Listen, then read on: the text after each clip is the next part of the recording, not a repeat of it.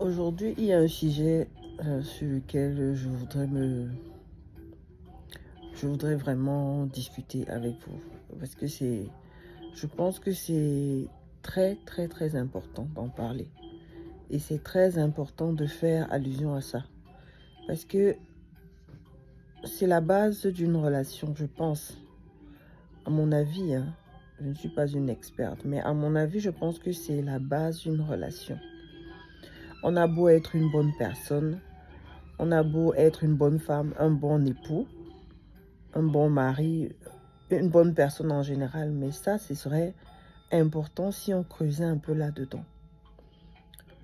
Maintenant, le problème, c'est quoi? C'est que quand on s'engage dans une relation, on a les étoiles qui brillent autour de notre tête, on a la boule au ventre quand on voit la personne. C'est très beau, c'est excitant, c'est l'amour, quoi. Quand ça vient, on ne contrôle plus. Mais c'est important de parler d'une chose. Il faudrait que les mamans, les belles mamans, les bonnes mamans apprennent à faire des book notes, à faire des registres, à faire des carnets pour leurs enfants, du bas âge, au fait, de leur naissance jusqu'à ce qu'ils deviennent adultes, quand elles ont eu la chance d'être avec eux. Ce serait comme ça une référence pour les femmes. Ce serait comme ça une référence pour les hommes. Quand tu viens épouser une femme, il faudrait que tu saches qui elle est. C'est pas la personne adulte que tu vois aujourd'hui, qui a grandi, qui est belle et tout. Ses habitudes, tu dois les connaître. Et c'est honnête de connaître les habitudes d'une personne avant de t'engager. C'est honnête, c'est une relation sûre qu'on construit quand on connaît exactement avec qui on est. Si tu connais comment la personne faisait les choses quand elle était enfant, quel genre de bébé la personne était, comment elle a grandi, tu connaîtras exactement, en fait, une grande partie de la personne. Et cela va énormément t'aider à savoir si c'est la personne que tu veux exactement.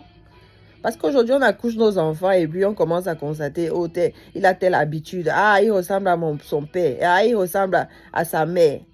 Attends, mais parce que tu ne connais même pas, tu ne connaissais pas l'homme avec lequel tu te mettais ou la femme avec laquelle tu te mettais dès le départ. Tu ne connaissais pas de qui il s'agit. Pourtant, si on te fait comprendre que la personne urinait quand il avait jusqu'à 15 ans, la personne urinait encore au lit.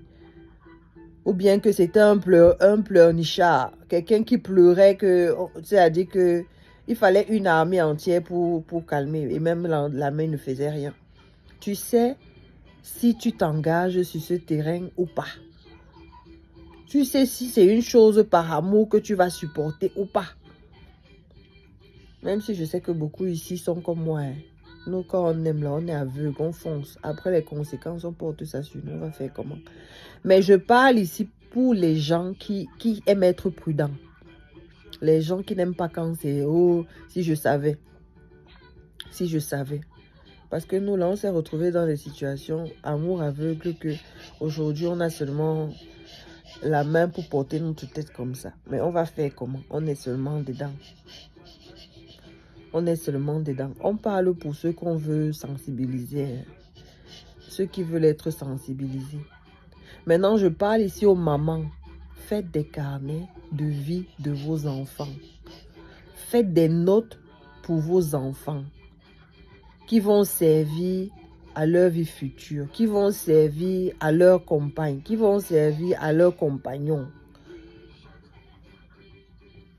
Quand ta belle-fille ou ton beau-fils vient, appelle-le à côté, parle-lui. Dis-lui que l'homme que tu veux épouser là, mon fils là que tu vois là, voilà comment il était quand il était enfant. Ou bien fais-lui une lettre, une note, ou bien un voice où tu lui indiques la personne. C'est pas un sabotage. Hein. C'est juste pour te rassurer que la femme là va vraiment aimer ça. Parce qu'elle ne va pas aimer ça que chez l'homme qu'elle va épouser. Ses enfants aussi vont avoir les gènes là. Donc sensibilisons avant une relation. Tu peux être une bonne personne, mais certaines choses que tu rencontres, non, te dégoûtent en chemin. Tu ne supportes pas. Mais dès la base, si on te dit que l'enfant là a commencé à ronfler, c'était 6 ans. Tu sais déjà qu'à l'avenir, non, je vais vivre avec un ronfleur. Et que mes enfants seront des ronfleurs. Et oui, c'est de ça qu'il s'agit. Maman, faisons les carnets pour nos enfants. Moi-même, je suis là-dedans. Hein. Aujourd'hui, là, une femme, si elle veut vraiment prendre mon fils, je l'appelle, je lui dis. Parce que je connais chacun de mes enfants. Quelquefois, j'ai fait des notes. Les autres sont dans ma tête, d'autres dans mon cœur. J'appelle ma belle-fille. J'appelle mon gendre. Je lui dis, tu veux épouser la fille là? C'est ma fille. Je ne veux pas la saboter. Mais voilà ce à quoi tu dois t'attendre. Sache que c'est comme ça qu'elle est. Voilà sa nature. Oui, parlons de la nature de nos enfants. Ça les protège et ça protège la personne qui entre dans sa vie aussi. Comme ça, dès le départ, si c'est ce qu'elle veut, elle va prendre. Si ce n'est pas aussi ce qu'elle veut, elle va déposer et elle va avancer. Ça va faire moins de relations qui se cassent. Moins des enfants qu'on déteste. Moins des choix qu'on a fait qu'on regrette. Ah oui. Ça, je voulais je voulais en parler. C'est important. C'est vraiment important.